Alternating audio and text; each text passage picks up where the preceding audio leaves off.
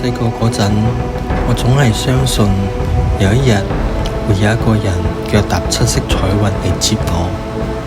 後來先知道，原來唔係每一個人都可以等到。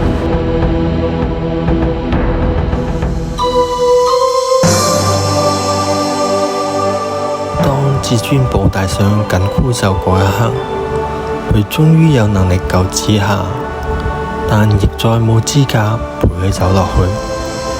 我哋記住咗電影呢個遺憾，卻冇發現原來現實都好多一樣嘅結局。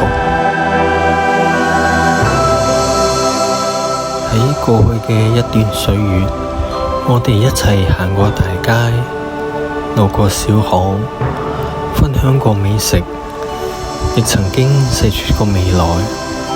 我哋之間從來沒有大吵大鬧，沒有過抱怨，只係唔知幾時開始就咁樣慢慢淡咗。